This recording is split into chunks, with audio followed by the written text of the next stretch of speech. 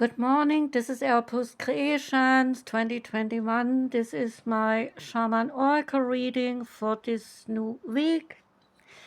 Today we have Tuesday, and I am continuing reading today for Leo, Virgo, Libra, and Scorpio. And this reading here is for Libra.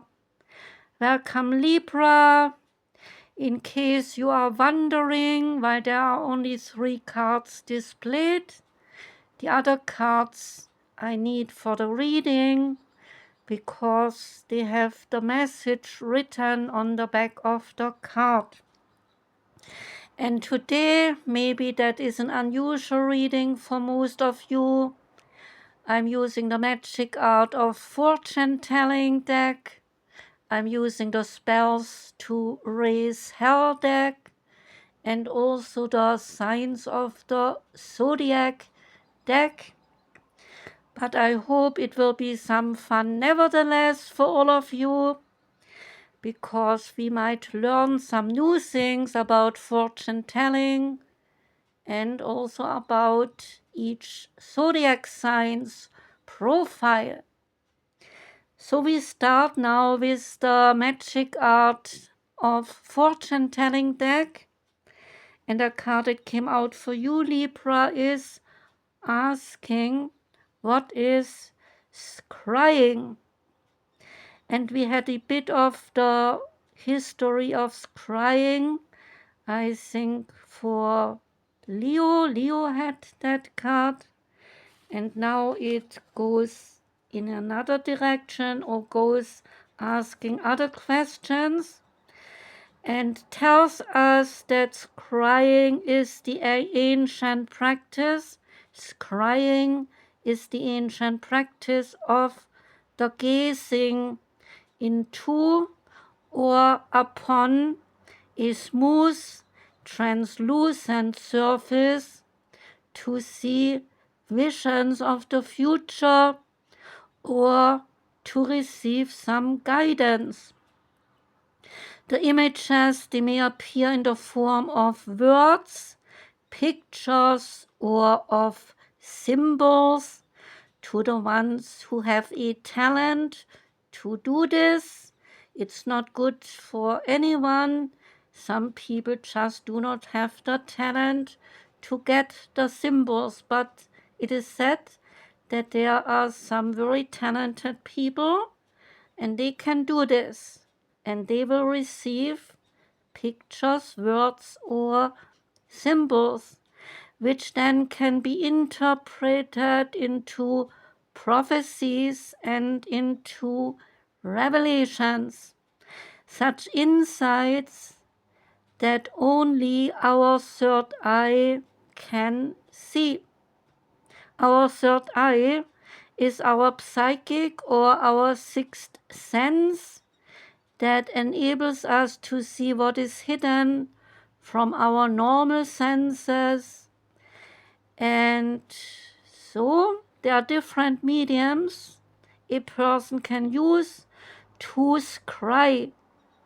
Some use a crystal ball, some use a mirror or a smartphone or a computer screen, some still water, some polished stones, even the night sky, the clouds, or some flames. Next card is Modern Cures for Emotional Ills that come from the deck Spells to Raise Hell.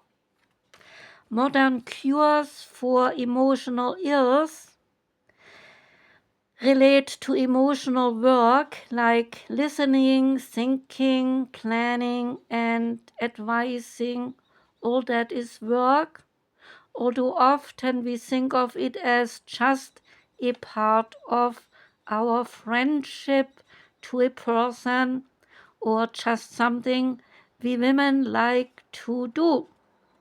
But donating your comfort, your solace to a friend is a labor of love whether it is considering someone's favorite drink that you make and getting it for them, or providing a shoulder for the person to cry on. The healers and the wise women, who were later called witches, they recognized the value of this effort. And even without the hut and dusty bunches of dry herbs, you can still provide some magical healing to your friends in need. The advice is that no scolding or lectures is done when you give advice. If you are not sure whether the advice is welcomed to your friend, then you can always ask them first. So do not scold or lecture them by giving advice. Curses and laughter spells, they depend on your friend's situation.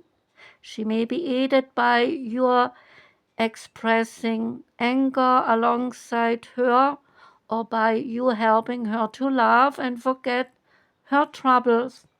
If you are not sure what to do or how to pursue, then ask before you start doing this.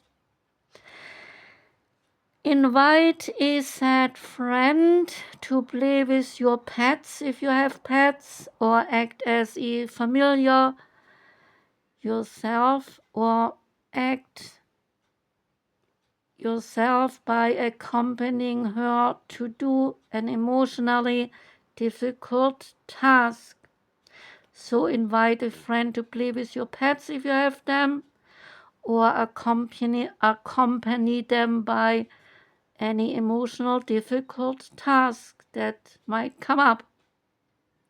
Thoughtful gifts and care packages you can send to a distant friend, and this is a way to help from afar. And let your friend tell you her troubles over a cup of tea, a cup of hot chocolate, or even a cocktail, if that is what your friend likes. And you are buying that cocktail as a gesture of your friendship. Now we come to the Illuminated Tarot deck. Out came the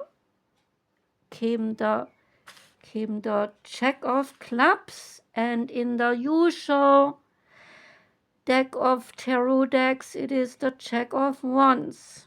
So the Jack of Clubs is here saying that you are very enthusiastic in the pursuit of a new venture. You invest in a fulfillment of some sort, and there is a new opportunity showing up in your life, and you do not always allow such a chance that is passing you by if you do not take that chance.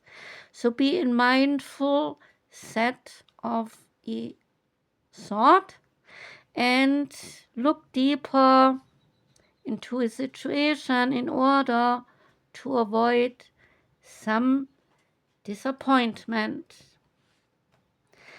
The next card deck is the Golden Future Oracle deck. That is a very unusual deck. It speaks of a future yet to come that relates to a golden age. And in order to know what that means, the guidebook helps us out and explains that a golden age is when every person, animal, tree, plant, and the land itself radiates a golden aura. Gold is the color of love and of wisdom, so a golden age is a time of peace, harmony, and abundance when everyone cooperates for the highest good. In the coming golden age, the air and water, they will be pure, and there will be nutritious food for everyone here on earth. New spiritual technology will then support us, providing limitless ecological and free power. In fifth dimensional consciousness, everything we need will come to us automatically and effortlessly, and we will all be attuned to the spiritual worlds. Now we come to the card for you. Out came homes. Live in an ecological, creative, and fun space called your home. In the golden future, the houses will be created from strong biodegradable plant materials, extruded into wonderful curved shapes and beautiful colors. Some will be eco-pots, airy, light, and easily fashioned. And all dwellings, they will harmonize with the landscape they are in. Many homes will be placed in clusters round a community building with shared facilities for washing the clothes or cooking, and also for leisure time. Water conservation, solar, and other power sources, they will be a part of all the houses. In addition, fun elements such as slides from the bedrooms into pools, trampolines, zip wires, and delights that we currently cannot imagine, they will be built into each of the homes. Because the population will be much smaller, there will be less pressure on the land, and most buildings, there will be single-story buildings so that the people can remain connected to the earth. In fifth dimensional consciousness, there will be no individual ownership anymore. The homes will be communal, built by the people for the people, and will be totally different from anything that we currently can conceive. In the golden future, everyone will have an ecological, toxin-free home where they feel very safe, very secure, and very happy. The guidance here to the card is that guidance is to consider ways to make your home and your life more ecological, healthy, and harmonious. The Archangel Gabriel, the pure white angel of purity, joy, and creativity, is in charge of the homes of the future. So ask him to place his vast cosmic diamond over you and over your residence. Relax and take a moment to experience this. It will purify your dwelling as well as your essence, and then enabling your consciousness to expand and become more open and more creative. Consider how you can raise the frequency of your home, How can you express your individuality within that home? And how can you add some lightness, fun, and joy to it? Make your home into a loving, caring, beautiful space in that you live. Now we come to the signs of the Zodiac deck. And the first card is the Libra profile. The ruling planet of Libra is Venus. The element is air. Quality is cardinal. And polarity is positive, masculine. Libra is the ruler of the 7th house, which is about couples, society, contracts, friends, and also enemies. Virtues of the Libras: they are very diplomatic, they are sociable, peaceful, tolerant, understanding, they are careful, impartial, very kind, they are lovers of harmony, and they are defenders of what is right. Flaws can be that they are a bit moody, capricious, indecisive, they are complex beings, they are impatient, pessimistic, can be a bit in vain, superficial, influenceable, they can be nosy, and they are dependent. Famous Libras: they are Kim Kardashian, Pedro Almodovar, Will Smith, and Julie Andrews, to name a few. Libra is the sign of balance and of justice, as indicated by the scale that represent this sign. Yet this is not a literal association, and it can lead to some problems. Libras, they are always in the search of balance, emotionally, socially, and even on a more superficial level. They take great care in how they dress and how they decorate their homes. They hate all things that are vulgar, excessive, or ordinary. This constant search for balance can affect their moods and more intimately their emotions, although this has much more to do with the moon sign.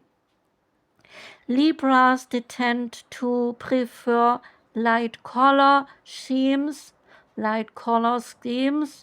and flirty decorative objects, and they love accessories. So if you are a Libra and you do not identify with such a description, then you need to look at your birth chart to see which signs dominate that birth chart. In general, this is how Libras are, that I just read to you here from the card. Now you can do the ritual for the Libra sign.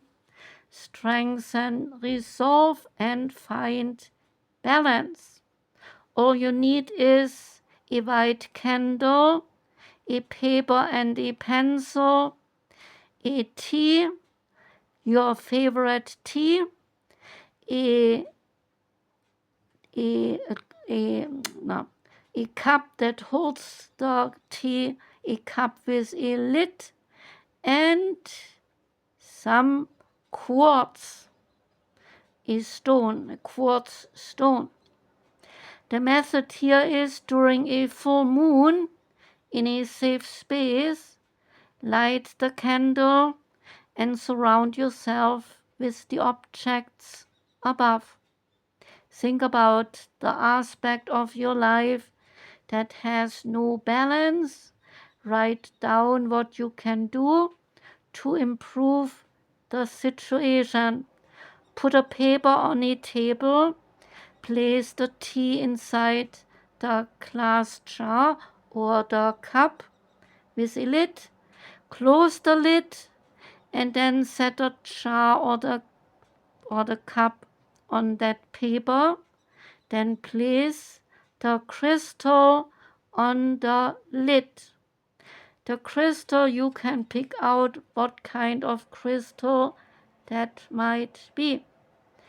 Then leave everything in the moonlight, and I guess there's nothing more written here, but I guess you made a tea to drink the tea, so I would suggest that in the morning just drink that cold tea to start your day. I would do that, but it is up to you.